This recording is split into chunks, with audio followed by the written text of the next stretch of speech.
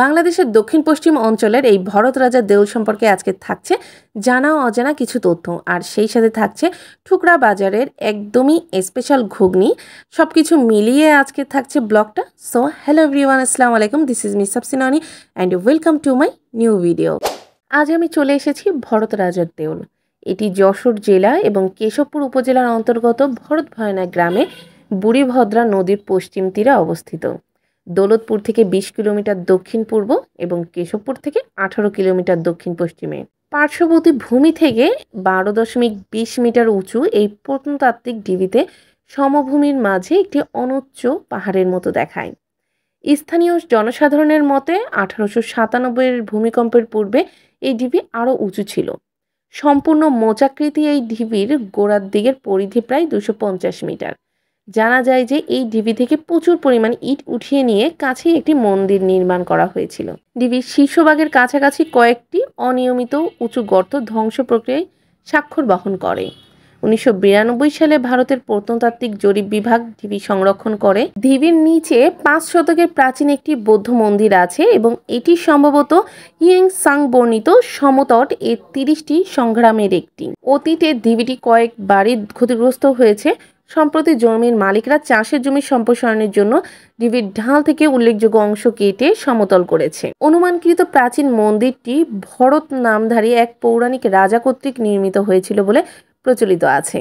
এই ঢিবি থেকে 2 কিলোমিটার দক্ষিণে গৌরীঘুনা নামক এক গ্রামে ভরত রাজার বাড়ি বলে কথিত আছে। পার্শ্ববর্তী গ্রাম কাশিমপুরে ডালিঝাড়া নামে অপর একটি ঢিবিও আছে।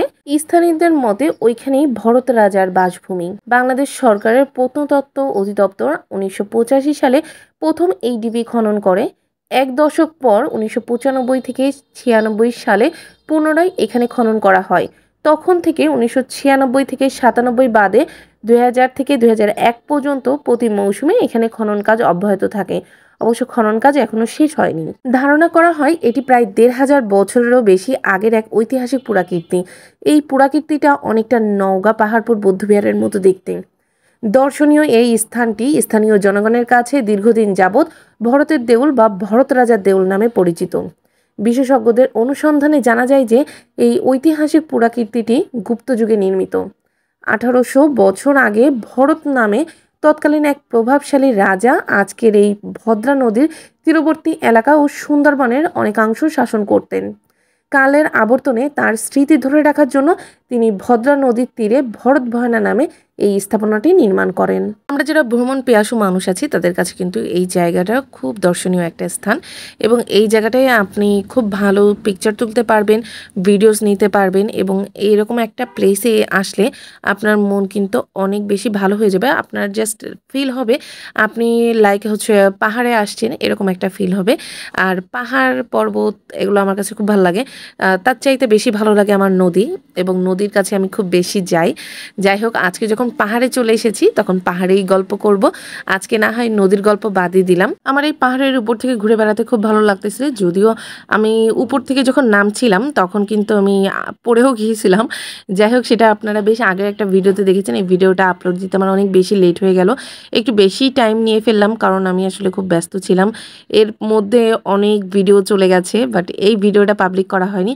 খুব সুন্দর করে আমি এইটার ইনফরমেশনগুলো দিতে চেয়েছিলাম, বাট অতটা এখন আর সম্ভব হচ্ছে না। যতটুকু দিতে পেরেছি ততটুকু আমি দিয়ে দিয়েছি, আর এর বেশি আমার পক্ষে এই মুহূর্তে দেওয়া সম্ভব হচ্ছে না। তবে এইখানের যে পাহাড়গুলা এগুলাতে আমি আসলে আরও সময় নিয়ে ঘুরতে চাইছিলাম। আমার যেতে যেতেও লেট হয়ে গিয়েছিলো, আমি পৌঁছাইতে লেট করে ফেলছিলাম, যার কারণে আমি অত বেশি টাইম পাইনি এই জায়গাটায় ঘোরার। মানে কিছুক্ষণের মধ্যে সন্ধ্যা হয়ে গিয়েছিলো। আর এখানে আপনারা যারা গেছেন তারা তো জানেনই যে সন্ধ্যার পরে থাকার পারমিশন নাই, যার কারণে আর ঘোরা হয়নি। যতটুকু আমি দেখতে পেরেছি ততটুকুই আমি আপনাদের সামনে উপস্থাপন করলাম। দেন এখান থেকে ঘোরাঘুরি শেষ করে আমি গিয়ে ওইখানটারই ঠুকরা যে বাজার, ওই বাজারে চলে গিয়েছিলাম। যে ওই বাজারেও নাকি বিখ্যাত আছে খাসির নলার হালিম পাওয়া যায়, ঘুগনি পাওয়া যায়, এটা টেস্ট করার জন্য। বাট ওই সময় যে আমি কোনটা টেস্ট করছিলাম ওখান থেকে আমার তাও খেয়াল নেই। খুব সম্ভব আমি ওখান থেকে ঘুগনি নিয়েছিলাম, প্রাইসটা আমার মনে নেই, এই যার কারণে আমি রিয়েল প্রাইসটা দিতে পারছি না। এবং ওই জায়গার এই ঘুগনি এবং হালিমটা খুবই বিখ্যাত এবং আমরা খুব বেশি নাম শুনেছিলাম, যার কারণে নাম শুনেই জিনিসটা খেতে গিয়েছিলাম যে আসলে জিনিসটার টেস্ট কেমন। টেস্ট কিন্তু অসম্ভব ভালো ছিল, ডেকোরেশন এবং কালার দেখেই আপনারা বুঝতে পাচ্ছেন যে টেস্টটা আসলেই ভালো। টেস্টটা ভালো, বাট আমার প্রাইস টোটালে মনে নেই। এবং আমি চুই ঝাল পেয়েছিলাম এইটুকু আমার খেয়াল আছে, আর কিছু মনে নেই। তো আপনারা কিন্তু অবশ্যই ট্রাই করে দেখে আমাকে জানাবেন আপনাদের কাছে ঘুগনির টেস্টটা কেমন লেগেছে। এবং ওটা যদিও আমি যতটুকু জানি ওই বাজারে ওনার ছোট্ট একটা দোকান ছিল, দেন তারপরে আস্তে আস্তে উনি দোকানটা বড় করে ফেলেছে। তাহলে কতটা চাহিদা ওনার খাবারের এটা আপনারা এটা থেকেই বুঝতে পারছেন। এবং এত টেস্ট যে অনেক দূর দূরান্ত থেকে তার ওখানে এই ঘুগনি এবং হালিম খেতে যায়। এবং ওনার প্লেসটা হচ্ছে একদম ঠুকরা বাজারের মধ্যেই এবং খুবই ফেমাস। যে কাউকে ঠুকরা বাজারে যে বললেই আপনাকে চিনিয়ে দিবে। যদিও এর থেকে বেশি আমি আর লোকেশন ক্লিয়ারলি বলতে পারছি না। ধৈর্য সহকারে এতক্ষণ আমার ভিডিওটা দেখার জন্য আপনাদেরকে অনেক অনেক ধন্যবাদ। ভিডিওটা এখানে এন্ড করে দিচ্ছি, নেক্সট ভিডিওর জন্য অবশ্যই ওয়েট করবেন। আজকের মতো আল্লাহ হাফেজ।